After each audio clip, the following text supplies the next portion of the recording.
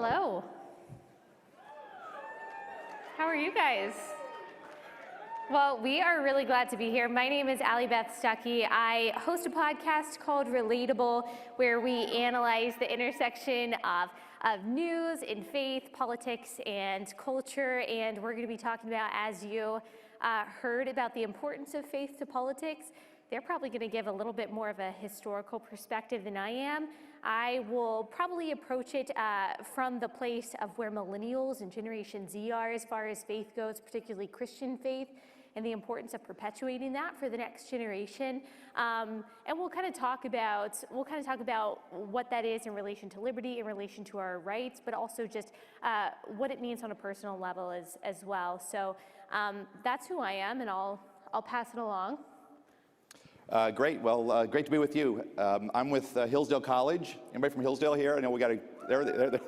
These are probably my students. Matthew Spalding, but I'm based here in Washington, D.C. at our D.C. campus. Hillsdale College is a little place in southern Michigan, but it's got a great history, which actually helps us with this discussion because it's a non-denominational Christian college, but it's also based on the idea that civil and religious liberty necessarily go together. And what we believe, which I think is inconsistent with the American tradition, is that the essence of American exceptionalism, what makes America different, is this idea that unlike other regimes that are based on mere tradition or history, we make a claim about ideas, and those ideas are grounded in nature, and those are our source of our rights, and that is the thing that defines our Constitution. And when you put all those things together, it points us towards our liberty generally as we express ourselves, and there's human flourishing. And a central part of that throughout our history and central to liberty is the idea of religious liberty. And that is crucially important. And I think we need to come to understand that, or else we're going to lose that liberty. So, yeah, it's very important. So, my name is James Langford. I'm a United States Senator from Oklahoma, and I have a little bit of a different perspective. How many Okies do we have in the place? Quite a few there. See around? So I come from this from a little different perspective. I was 22 years in youth ministry before I came into Congress, and knowing that a youth pastor is now a member of Congress either encourages you or terrifies you, depending on your experience with your own personal youth pastor and your own church in the background. But that's the perspective that I come from.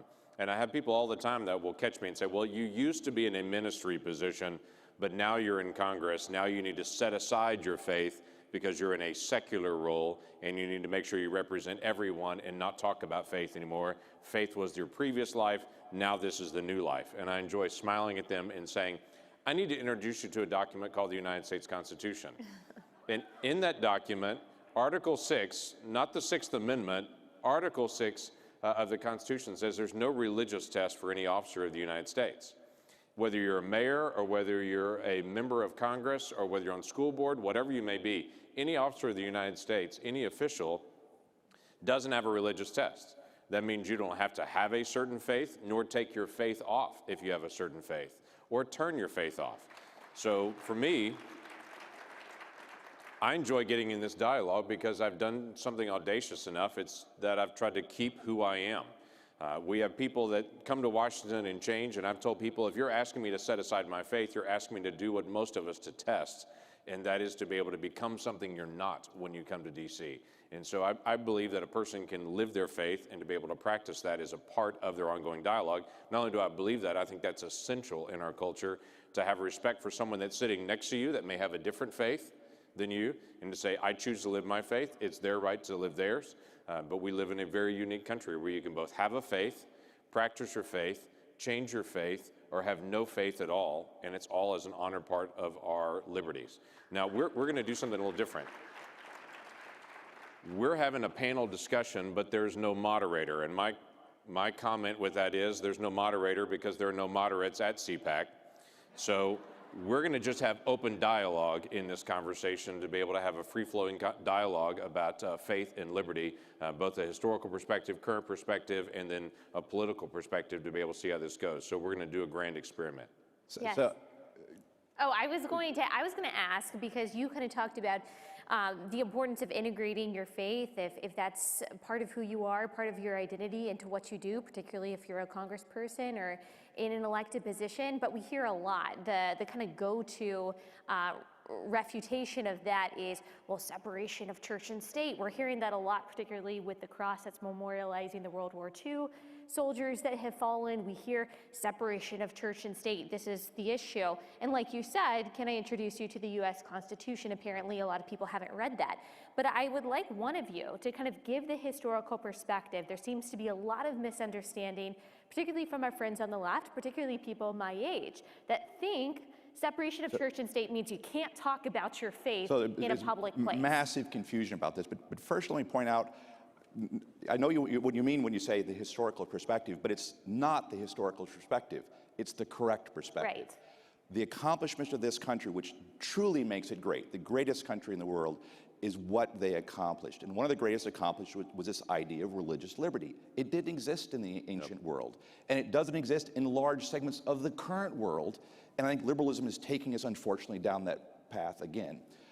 And a lot of the confusion comes from this idea of the separation of church and state, which comes from a letter that Jefferson wrote. The original meaning of that, I think, is closer to the broad founders meaning, but the problem is that the Supreme Court in the 20th century took it in another direction, which said this is a radical separation, and never is there going to be any cross between those two things, back and forth. They meant to separate the doctrinal question. Churches don't tell politics what to do, right, and the government, the lawmaking body, does not tell churches what to believe.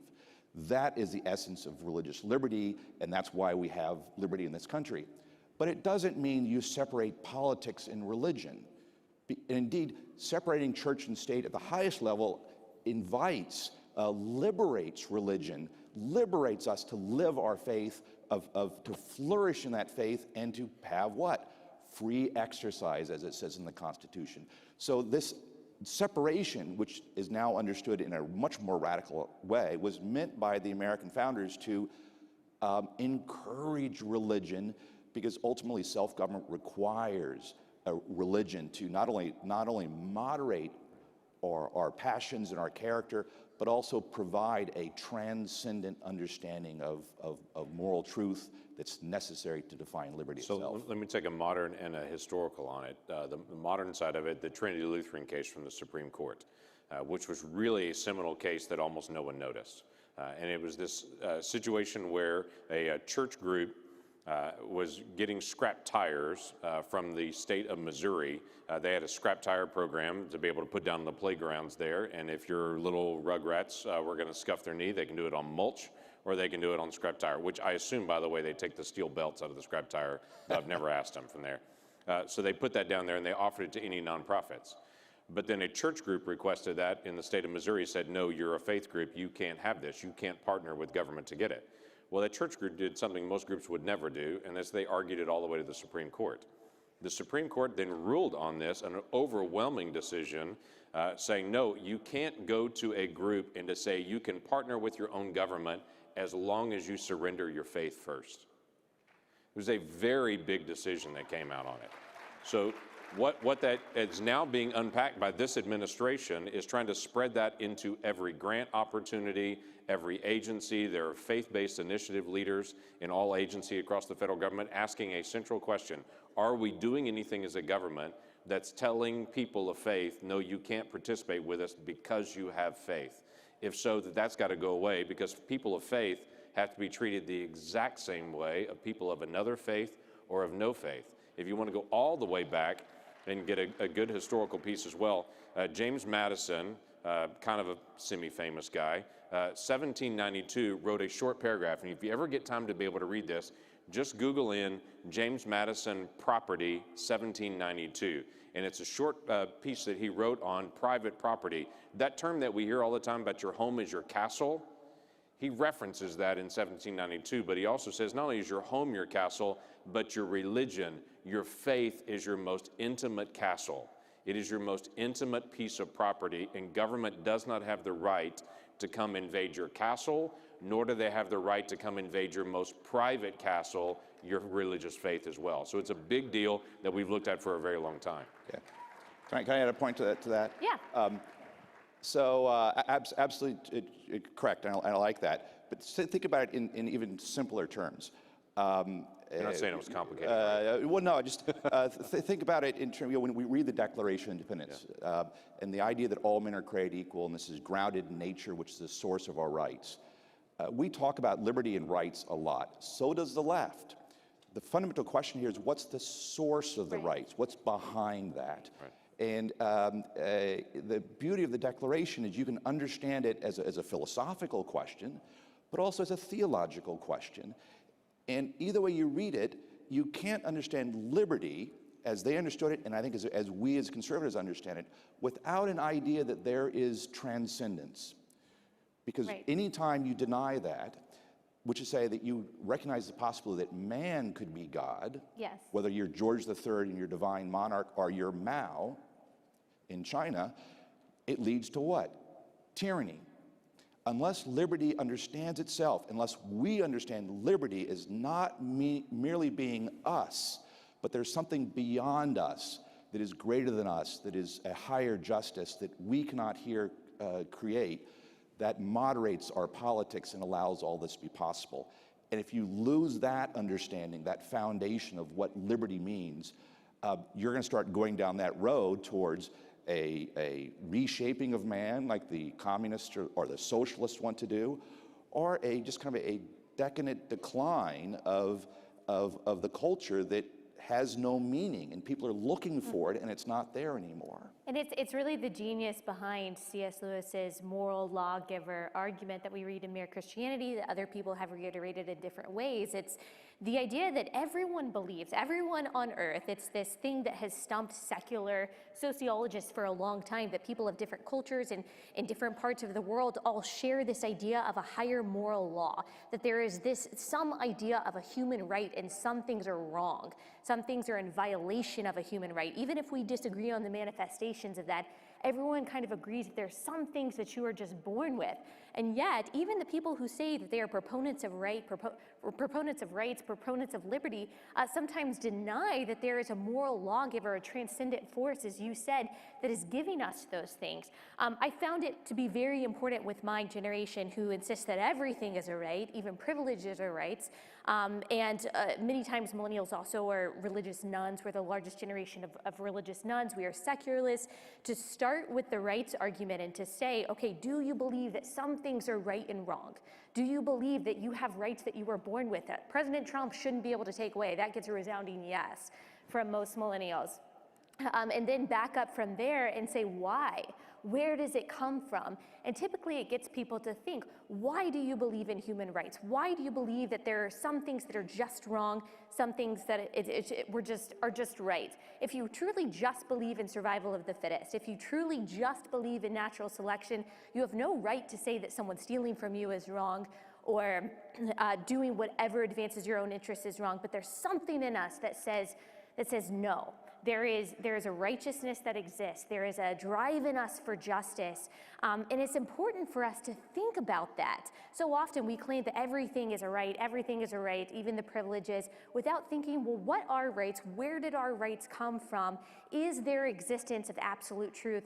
And these are really fundamental questions that at one point a lot of people agreed on. But unfortunately, with postmodernism that is really kind of pervading academia and different parts of our culture, we've started to question the existence of truth. And so what I'm seeing is, you said, though, that only works for so long. People do desire meaning. They do desire truth and morality. And you see, I think, a shift back in towards the direction of people seeking truth. Well, I think one of the mistakes that conservatives have often made, which is a move that the left wanted to make, is we start with rights.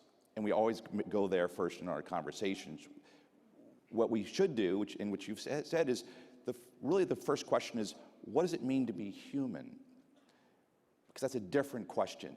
What does it mean to be a flourishing human being? What is required for that? Liberty is required. Liberty to do what? It asks a whole different series of questions. The Declaration tells us we have the rights to life, liberty, and the pursuit of happiness. What does that mean, to pursue? We are naturally drawn towards going towards something. Happiness, which is, of course, the great classical objective of human life. And they all understood that that means a complete happiness, which leaves open the possibility and actually points us toward the possibility of coming to understand that happiness as a fulfillment in a beatific vision and understanding God and coming to know those truths. You're absolutely right. If there's no truth beneath our liberty, whether it's the laws of nature or nature's God, there's no grounding for it. And so now we're subject to the arbitrary dictates of the Supreme Court, or our rights are merely a gift of government.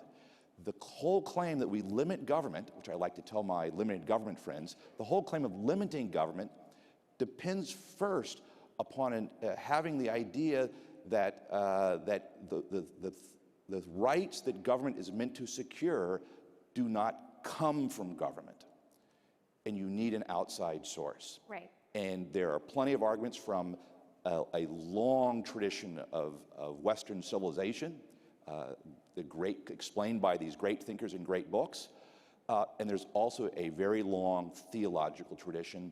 And at certain points in time and history, they come together in a beautiful way.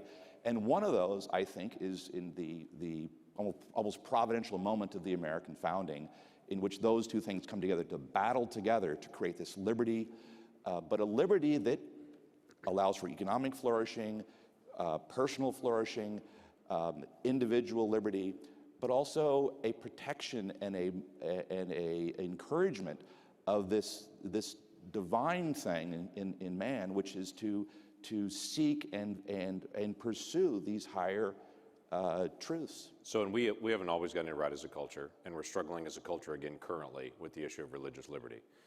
There are a whole group of people that say you can have a faith, just leave it over there. Just don't bring it out of your house.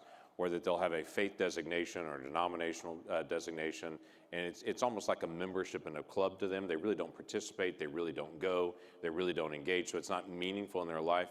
It's just, I have this particular label, whether it be Republican, Democrat, Independent, Conservative, Liberal, whatever. They have that label. They also have this label as well. And one of the greatest challenges we have to religious liberty in this modern day is people that actually claim a faith that don't live their faith, as odd as that may be. Having a culture that is a vibrant culture of faith, where people not only have a faith, but they choose to live it, matters in our culture. I tell people all the time, if you have a faith, live your faith. People that only practice their faith on weekends, I try to remind them, things that you only do on weekends are called a hobby. Right. Okay, that's not a faith. A faith permeates everything you do. It affects how I treat my wife. It affects how I treat my children. It affects my relationships with other people. It affects how I disagree with people that are clearly wrong because they disagree with me. And so we have all this dialogue, but I treat them different because I understand that person's created in the image of God and they have value and worth. And so it affects my life. But as people can honor religious liberty more when a person actually lives their faith out. This is something we have really struggled with in our current modern day, but quite frankly, if you go back to the founding, we struggled with it at the very beginning as well.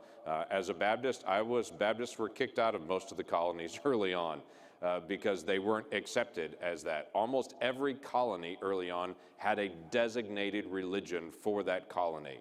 And if you weren't that religion, you're not welcome in this colony. It was the birth of the nation and of our Constitution when our founders finally determined, time out, we're not going to be like other nations.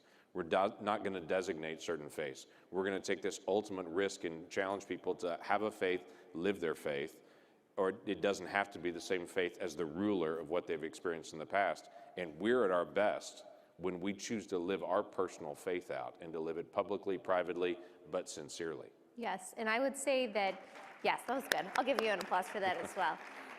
It's okay to be a Christian, we're told, unless you actually believe what the Bible says. Unless you live it. Yes. Or unless you teach it at a Christian school. Teach Right. it or live it. You're allowed to do the parts about about serving the poor. You're allowed to do the parts that are culturally acceptable, but as soon as you believe something that's counter to the culture, then it's not okay that you're a Christian. And in fact, you're not really a Christian, you're actually just a bigot now. And I think that what you said is so spot on and encouraging for people to hear, because it can be very scary. I mean, we saw with Jack Phillips, the Colorado cake baker, for example, that when he decided to manifest his faith through his business, he made his life really hard. And most of us look at something like that and we're like, are we really willing to risk it all for something like that? It would be a lot easier if we kept our faith quiet or private or culturally convenient. And a lot of people say, I've heard people say, you know, I just want to be accepting of other people, so I don't really want to talk about my Christianity that much, or don't want to push my views on other people. But what I found, even in my own life, is that I'm not really silent, or I'm not really quiet about my faith because I want to be accepting. It's typically because I want to be accepted. And as Christians, that's fundamentally not what we're called to do. It is supposed to infect, so to speak, or pervade every area of our lives. And that's the kind of faith that converts. That's the kind of faith that changes lives. That's the kind of faith that changes cultures. We've heard over and over again, religion is dying out. Religious nuns are higher than there ever been. That means people who don't identify with a religion. But the fact of the matter is, that's actually not true. There are more religious nuns than ever before, but about 95% of the people that now identify as religious nuns that once were religiously affiliated came from a faith in which they were completely apathetic. It was a weekend kind of faith. It wasn't a daily kind of faith. The kind of faith that's growing in this country and really throughout the world is the kind of faith that captures your whole life. The kind of faith that, as Christ says, you deny yourself, take up your cross, and follow him. That's the kind of faith, and particularly the kind of Christianity that's growing throughout the world, even in places like China. And so don't be discouraged by people who tell you that you should stay quiet because your religion and your faith is dying out anyway. It's not. So when you said religious nuns, I thought you said religious nuns. Yeah. Yes, not Catholic nuns. Sorry, N-O-N-E-S. Sorry for the confusion there. No, great point. The other thing I worry about, and this is especially true with young people, is that they see the world as being unfriendly to their faith, and they want to pull out of that and be, into their own communities. And there's a large movement within conservatism to do this. And I think that's problematic as well, because as I like to tell my friends, you might not be interested in government, but government is always interested in you. That's the problem. Right. So I think we need to not only encourage people to express their faith and become stronger in their faith, but that they have to be focused outward, especially now more than ever. We do not have a limited government, and with a very large bureaucratic administrative state that regulates everything in our lives, you have more and more opportunities for all the things we've talked about here. The bureaucratic authority within the modern administrative state, which Congress has given away to the executive, which the current executive is trying to pull back, but it's all still there, endorsed by the Supreme Court, is extremely problematic. So we can't isolate ourselves in local communities hoping that this is going to go away. Right. The current administration is doing a great job of appointing good judges. The judicial system looks like, and the Supreme Court looks like it's going to pull back on some of these things after a long period of being very hostile. But that's not going to be enough. We can't disengage. We can't leave it to other people. And from the point of view of our faith, we need to be engaged and outwardly focused. But from the point of view of being a good citizen, I think we also have to be engaged in protecting those liberties, because we need to be actively involved, especially those who have a very strong faith. So you can travel anywhere in the world, and if I can show you an open, thriving democracy where it's economically prosperous, almost always there's also religious liberty there. So there is some dialogue here at a conference like this to say, well, this is really a conference about freedom, about liberty, about economics, about all those things as well. But the core base that we began with more than 2 centuries ago is this acknowledgement that people are able to truly live free, that are also able to also practice their own faith. Many, many countries around the world, as you mentioned earlier, Matt, they don't have the opportunity to be able to do that. They have to have the faith or non-faith of the leader, or if they're born a certain faith, they're prohibited from ever changing their faith. That is the norm in most parts of the world. And this actually is going backwards. There are many countries now that are putting in non-conversion laws around the world that they say, well, we're going to fight off terrorism, or we're going to fight off dispute. And sometimes religions actually have dispute with each other. And so the way to be able to do this is prohibit people from ever converting from one religion to another. That is popping up in nations all over the world. We as a nation should push back on that. We as a nation should celebrate the fact that I can live my Christian faith, and that I would have no problem walking down the street and seeing a person, recognizing that person as an American, whether they have a yarmulke, whether they have a nun's habit, or whether they have a hijab on, to be able to understand that as I walk through this dialogue, we live in a country that allows that. Now, I should be comfortable enough in my faith to not be intimidated by someone else's faith, but to also understand the moment that I press down on someone else's faith, I might as well be the Russians pressing down on those that are Jehovah's Witnesses right now and prohibiting, as the Russians are doing, anyone who's a Jehovah's Witness, or certain countries in Europe prohibiting anyone from doing missionary work. We're watching the pushing back of faith, and we cannot do that. We're a country of liberty, and we need to be able to both live out our faith and be able to honor the rights of other people to be able to live their faith. One of the most one of the most objectionable presidential statements in much of my mature life, in a long list, long time, was when the previous president said that, American exceptionalism, every country thinks they're exceptional. Modern liberalism has as its objective to break down, either aggressively attack or undermine through the schools, the notion that somehow there's something different about America. But that's crucial to understand. Much of the reason we have problems in the Middle East is precisely because the Middle East has not gone through and not had the type of moderate enlightenment and the establishment of the rule of law that happens in America. That's no mere coincidence. Yeah. And the idea that somehow we're going to go out into the world and not uphold this system, not merely as spreading economics in the world, but spreading the framework by which you can have a flourishing and healthy culture, which includes the protections of religious liberty at its deepest core, boggles the mind.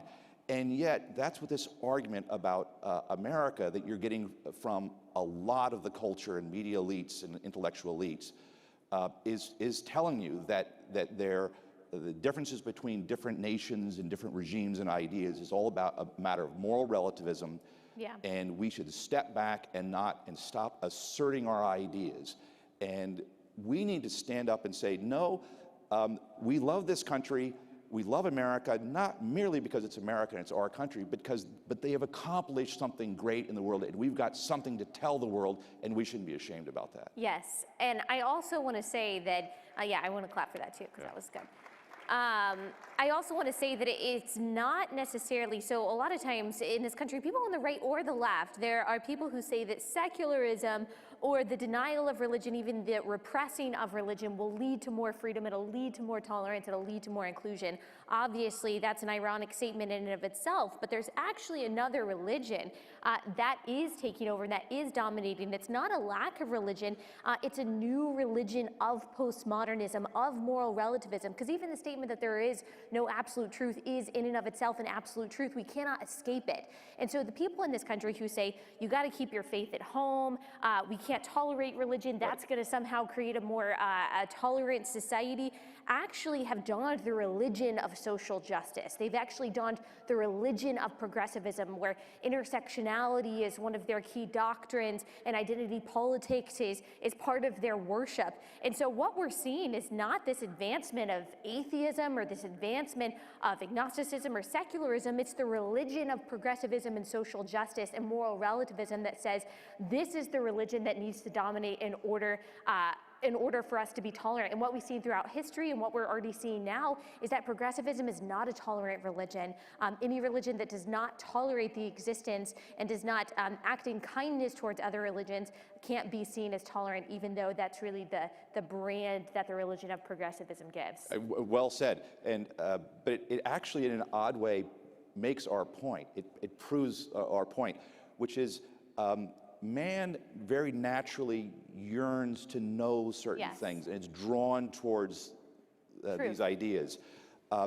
Government, especially, but modern culture has tried to push religion into a smaller and smaller and smaller box. You got to keep it at home, or you got to keep it in the confessional.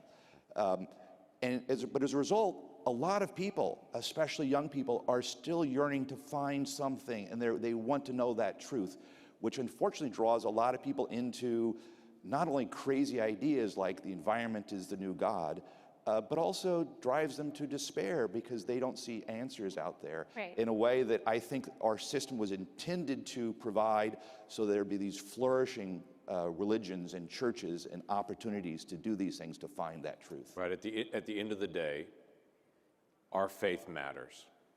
And we choose to live out our faith and be able to practice that. It does have an effect not only in our nation and in our culture and our neighborhoods. And we should choose to be able to live that out in the way that matters. And I always get the joy of being able to look at someone of faith and saying, live your faith. Our culture will not be turned around by government. Our culture will be turned around and protected as we acknowledge from the very beginning our rights come from God. That's what has made our rights so separate and unique. And our culture will be preserved by people who live by God's grace and by God's leadership. So thank you for allowing I'll say amen for that, and thank you. Yeah, Amen. thanks for allowing us Thank to be in the you. conversation. Thanks, y'all. Where do we go?